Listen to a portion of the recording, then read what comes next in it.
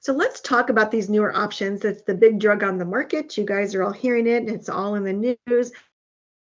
This is your Ozempic. Let's talk about what they do. So basically, I will explain to my patients that the pathophysiology of what goes on is that when we consume our calories, particularly carbohydrate intake, it goes from mouth to stomach down to the intestines or the gut. When it reaches the gut level, we release digestive gut hormones, particularly GLP-1 and GIP. The GLP-1 is your glucagon-like peptide, and it is a hormone that is secreted by the L cells in the small intestine. And what this L cell release of this gut hormone does is it actually shuts down your liver production of glucose because it recognizes that you have consumed a glucose intake or carbohydrate intake, and we don't need that production of that. It also speaks to the pancreas and says, okay, we've got sugar coming on down. We're going to go ahead because everybody, diabetes or not, everyone's blood sugar rises as we consume our carbohydrate ingestion. So as the blood sugar is going up, the pancreas needs to release the insulin at the right time to bring those 2-hour blood sugar glucose targets down. That's why we focus at that 2-hour mark. Well, people with diabetes actually have a defect in the L cell production of this. And so they release it at the wrong time, not enough or none at all. So the GLP-1 agonist drug class is actually replacing that. So that's why you have the enhanced or improved glucose target ranges on these medications.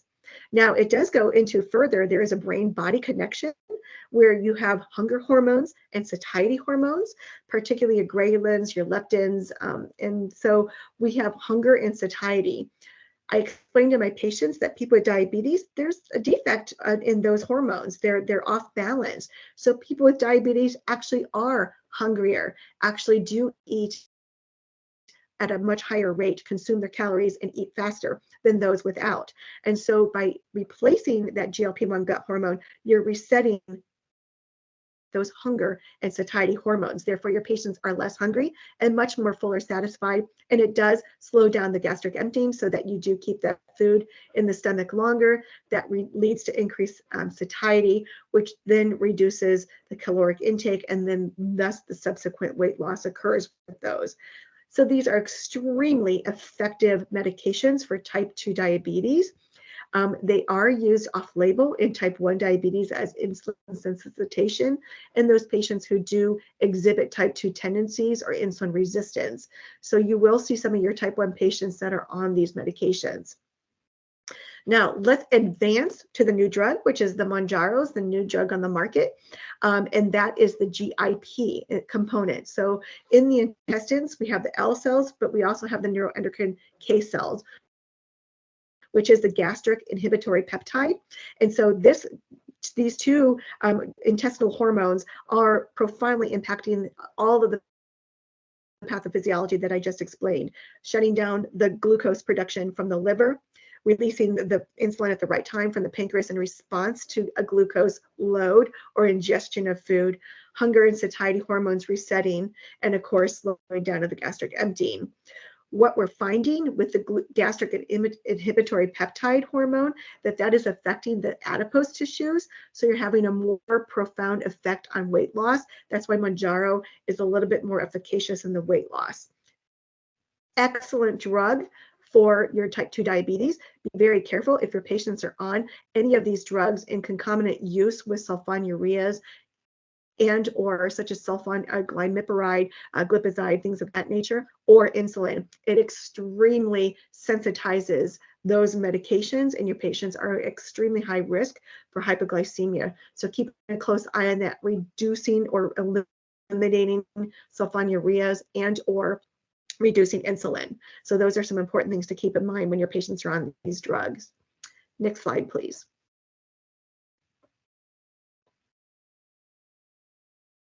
Let's bump into medical emergencies now. So it's very important that we understand the symptoms of high and low blood sugar. Of course, low blood sugar is your medical emergency. High blood sugars, in a nutshell, I explain to my patients, are not typically medical emergencies. However, untreated and chronic or leading to diabetic ketoacidosis or HHS is a medical emergency. But low blood sugar can lead to fatality if untreated. So understanding the symptoms, sweating, extremely tired, weak, hungry, confusion, tremors or shaking, overall crankiness, not feeling good. Your patients need to be taught to recognize the symptoms and immediately test their blood sugar if they feel those symptoms. Keep in mind, if your patient has uncontrolled diabetes and their blood sugars are in the 300 range, and ultimately you're bringing them down into the 220, 180 range, they can have these symptoms. And they could recognize those and think, oh gosh, I need to eat something. In essence, that's why it's important to teach your patients to test their blood sugars, not just go by symptom management, because ultimately what is happening is they're feeding more sugar into an already high blood sugar. As we normalize our blood sugars, those feelings of the hypoglycemia that are not true hyperglycemia do reset and normalize once we get those blood sugars into normal target range. Next slide, please. So the physical symptoms, as we just went through, of course, tingling around the lips or tongue, seizures, sleepiness, sweating, headaches, rapid heart rate, palpitations, dizziness, some of those are also included in those symptoms. Making sure your patients understand. Next slide, please. And then, so it's really important that you teach your patients the 15-15 rule. And this is very, very important. So when testing the blood sugar, 70 is your cutoff number or your or emergency number. Anything that's 70 or below needs treated. And it's important that they understand what the 15-15 rule is. So the 15-15 rule is, at that point, I tell my patient that you feel like you want to inhale every content in the refrigerator just to get your blood sugar up. If a patient consumes anything with fat or protein, such as a Snickers bar, a meat sandwich, peanut butter, chocolate, cheese, anything of that nature, all the protein and fat in those choices of foods are actually going to block the fast sugar release that your patient needs. They need ultimately rapid acting, fast acting carbohydrates in the 15 grams. Next slide, please. So what do those include? 4 ounces of juice, 4 ounces of regular soda, that be Coke or Sprite, not diet, of course.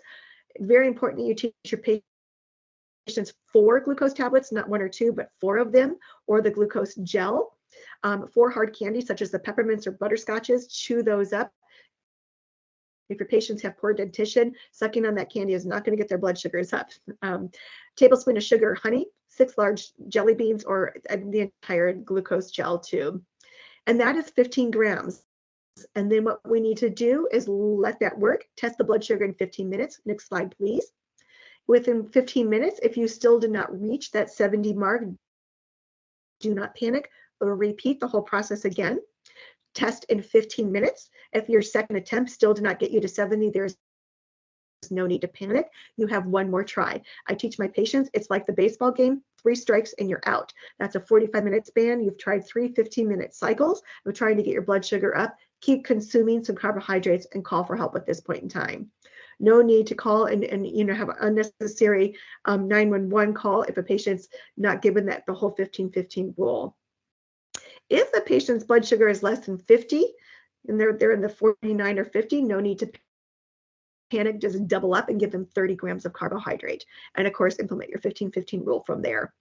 Once they get it up above 70, now encourage a healthy snack or meal. And of course, calling the provider to make sure that we're reporting that there's a pattern of low blood sugar and medication management needs to be reevaluated. Next slide, please. So as you can see, I'm using the teach back method. As nurses, we're all know that this is evidence-based and it does really help our patients. It's important that you kind of go through some scenarios, give them a situation. If your blood sugar is 45, what are you going to do? And help them work through it and let them be able to know what to do, because they're not going to remember or try to get out all of the instructions at the point of a low blood sugar because mentation wise is not there. So helping your patients rehearse and practice a low blood sugar treatment using that teach back method is really important. Next slide, please. When we talk about hypoglycemia emergencies, the picture on the left, you can see that's the old glucagon where you've all been taught you push the liquid into the powder, you mix it up and inject that into an intramuscular injection in a patient who is unconscious or incoherent and not able to take in any type of glucose oral intake to resolve their hypoglycemia. I want everyone to know that your patients may have this. Hopefully it's not expired, but they are no longer manufacturing these. So now we have two alternative uses of glucagon. To the right is the Gvoke HypoPen. This is very similar to an EpiPen. All you do is remove that red cap and then just into the thigh and it's just a dose of glucagon. So you don't have to mix the powder anymore. There's another way to administer, and that's intranasally. As you can see, this is called Baqsimi, and this is kind of like a Narcan for diabetes. I explain to my patients, one spray up the nose. Keep in mind when you're administering these medications that these medications are sending a message to the liver to increase the hepatic glucose to ultimately be a life-saving. This may or may not work. Always know that the side effect of these medications can be vomiting, so making sure you're turning your patients onto their side in case they're unconscious and do vomit. We don't want them to aspirate. And of course, once they do wake up, consuming a glucose or oral intake, and of course, making sure that they're recovering, letting the providers know that they've had a severe hypoglycemic event. Next slide, please. Let's talk about sick day management. This particularly goes to our patients with type 1 diabetes. Anytime that patients are sick with any type of respiratory illness, urinary tract infection, or any type of diarrhea or vomiting, gastrointestinal illness, the first reaction is, gosh, I'm not able to take in, I'm not doing well, or I'm too tired, I'm too lazy, I slept through. They're skipping their insulin. This is where patients get into problems. It's very important that we keep patients very well hydrated, as well as making sure they're taking their insulin. Next slide, please. Patients with type 1 diabetes are at high risk for diabetic ketoacidosis, making sure that they if they're using an insulin pump, that they're continuing their basal rates in their insulin pump, making sure that they're checking their blood sugars at a minimum of every 3 to 4 hours, if not every 1 to 2 hours. If blood sugars are not coming down with normal use of insulin, at this point, teach them to implement urine ketone testing. Urine ketones are indicative that a patient is at risk for developing diabetic ketoacidosis. Any urine ketones that are moderate to high on a urine test strip should be called into a provider, or the patient should be presenting to the emergency room. How do we prevent diabetic ketoacidosis? Insulin, insulin, insulin, and hydration, hydration, hydration. It's very, very important. So making sure you're teaching your patients, even if they're diabetic and they have type 1 diabetes, having them drink Gatorade with the normal sugar content is important for the conversion of glucose into the cell along with insulin. Next slide, please. DK prevention is extremely important. And so also I want to kind of put at the bottom of the slide, you can see that your patients who are on the SGLT2 inhibitors, that is your Jardiance, Invokana, Farxigas, Brenzavvy, Steglatros. Even your patients with type 2 diabetes, type 1 patients should not be taking these by any means, but if your patients have type 2 diabetes, there is a condition that can result from dehydration called euglycemia, or normal blood sugar dehydration. So you want to pay attention if your patients are not consuming adequate PO intake, looking at their oral mucous membranes, looking at their overall hydration status, and if they're on these medications, an evaluation promptly for dehydration and diabetic ketoacidosis is definitely indicated. Next slide, please. The symptoms of diabetic ketoacidosis are, of course, thirst and dry mouth, frequent urination, of course, high blood sugar and ketonuria, as we talked about, looking at the urine ketones on those test strips, fatigued, dry, flushed skin, difficulty breathing. Why is that? That's because our body is leading into an acidotic state, and our body is trying to compensate, and we're trying to breathe off the acid or the toxicity that is coming from the ketones, and that can lead to nausea, vomiting, and abdominal pain. Of course, the fruity odor to the breath, if your patient's breath smells like juicy fruit gum, and of course, altered mental status, lethargy, confusion. Prompt medical attention is definitely indicated. This can lead to ultimate demise. Next slide, please. So it does take a team, and patients caring for your diabetes. So includes the patient, making sure that they are at the center of your team. That patient does dictate the overall health. Of course, nurses are at the forefront of everything. Your providers, diabetes educators, nutritionists, and of course your family support system. So keeping in mind that it does take a team to help with this diabetes management. Next slide, please. World Diabetes Day was on November 14th this year. Kind of pay attention as it comes around annually. And next slide, please. I would just like to say that this is just a picture on the next slide. I want to thank everybody. These are my 3 grandchildren, and this is something that I just wanted, everyone should have some stress management. So that's my stress management, is I just go play with my grandchildren. I'd like to thank you all for this wonderful hour spent with you. I will take any questions if there are any, and thank you for attending. Christy, thank you so much. That was a lot of great information and perfectly explained. So can't thank you enough for being here. We're going to jump right into Vivint Health's overview of the diabetes modules that'll be available. So I'm going to hand it over to Tom at this time, and if there's questions, we can get to those at the end. Yeah, Christy, wonderful presentation. I think as you look at all the content there, it can be overwhelming. Yes. And so what we do in our program, I'll see if I can share my screen properly. Let's see here. I want to see if I can get to my screen. You can tell me if you can see this. Tara, can you see my screen? Yes, sir. So you can see the modules that we have. So what Christy did is an expert presentation. And when we look at how we're teaching patients, and what we focus on are essentials and basics. And like she said in her slide, it takes a team to make this work. So you have your experts like Christy, you have your home health nurses who are meeting with patients, and obviously then you have the patients and families. And so our program is designed to really address most of the things that Christy talked about, but in far less detail. And what we've done is also gamified a lot of what the content is. And so as you look to supplement how you teach your patients, I'm going to show you a little bit about glucose control, and that's a little bit about diet. And I'll only take about 10, 15 minutes at the most. So what we want to do is help the patient and their family know how to manage their glucose levels. And we start with glucose control by having them actually perform a simulation, a very simple simulation.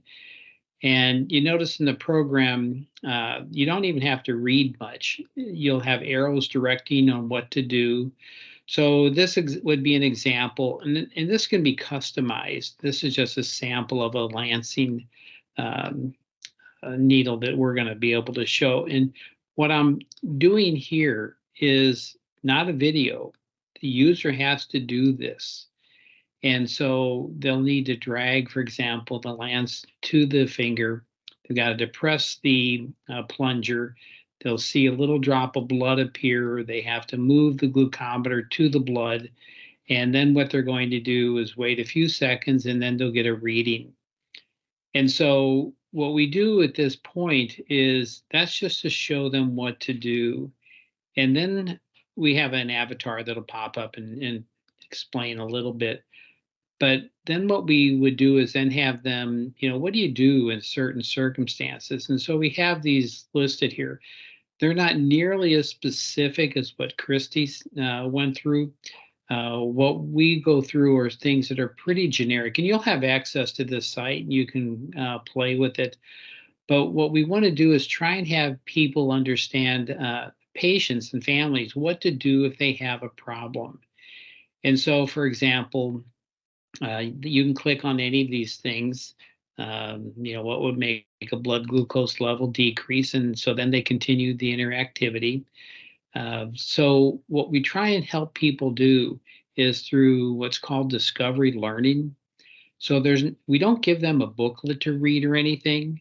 They have to learn by this interactivity. So let's say they never had a course, a very good course, I should say. Hopefully they've all had some information.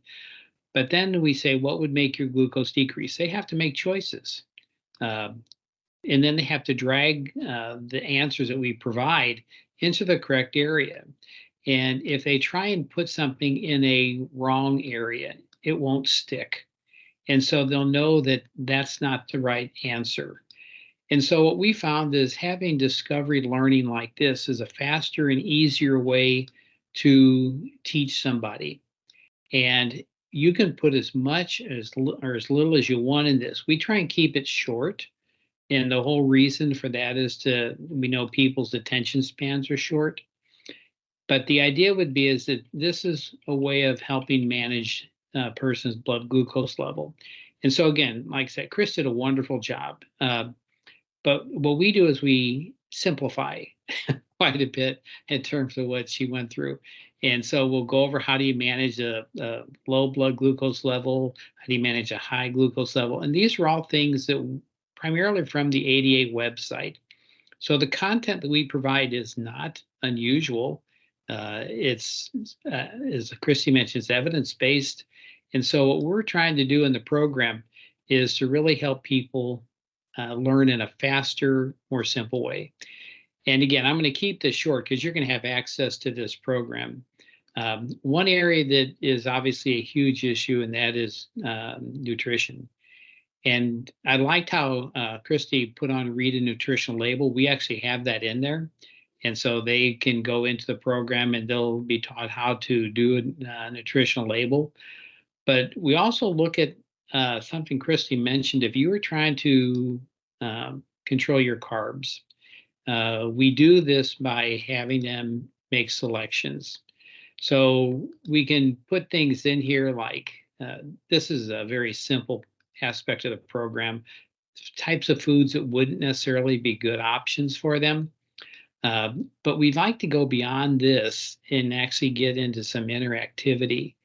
And the interactivity is where they're going to have to literally plan their meal. So again, another drag and drop type scenario that we can put in here.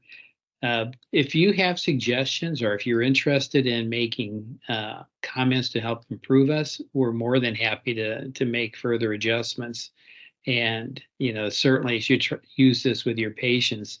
Now, the good thing for your point, you can leave this with the patients and you can come back and check with them later, see how they're doing. But let's do an example like what Christy mentioned. Let's just say that you want to have 30 grams of carbs for your meal. So what they can do is they can go into a simulated grocery store and they can pick some items out.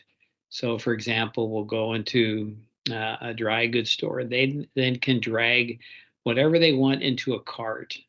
And as they do that, you can see their carbs are being added up here in the upper right-hand corner. And if their goal was to use 30 grams, you can see oatmeal's already put them up there near the top. You could put something like tuna, although I don't know if I'd want that for breakfast. So you can put in whatever you want. The goal is let the user dictate what they want. And so you can see very easily that the program will let them identify what's important and what's not. We'll have an option fairly quickly that you can take items out of the cart.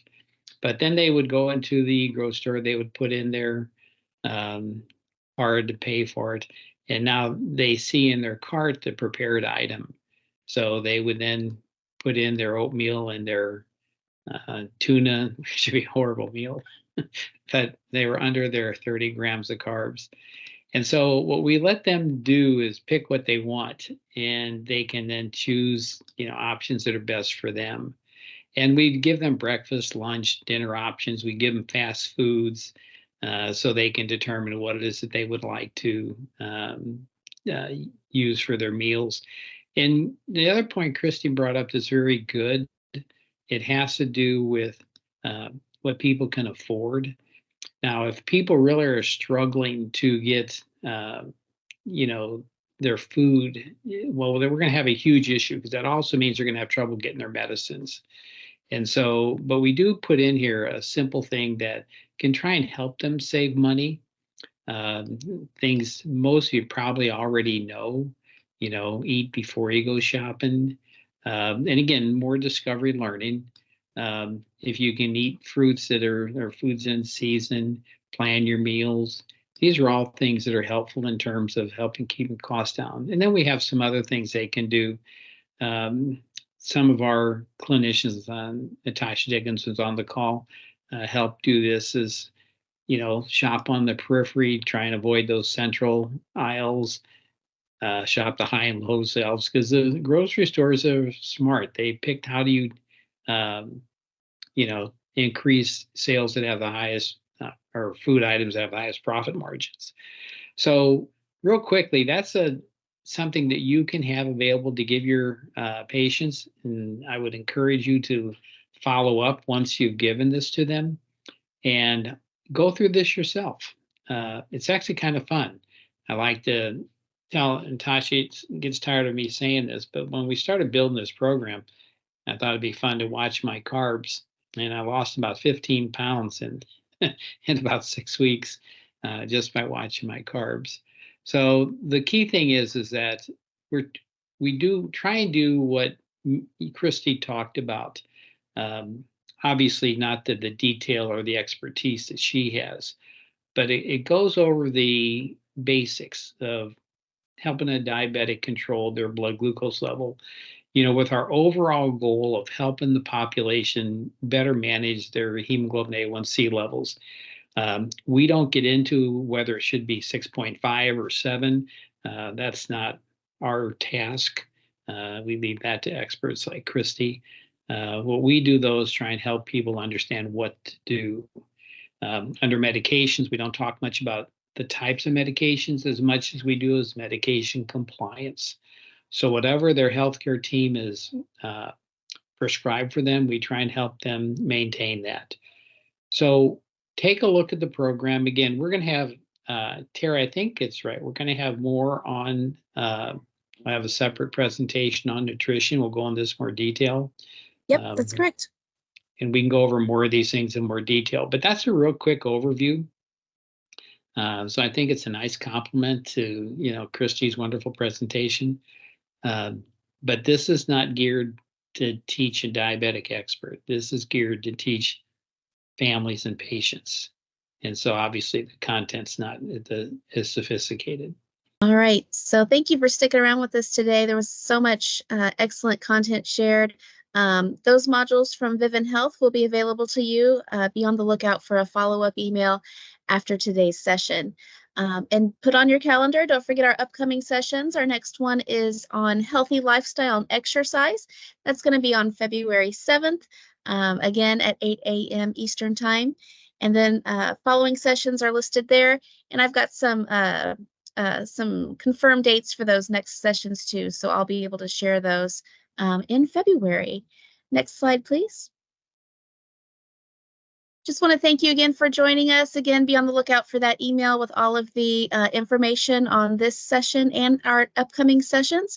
If you have any questions or comments, please feel free to email them to me and I will get them to either Christy or Tom. So have a great day. And again, thanks for joining us.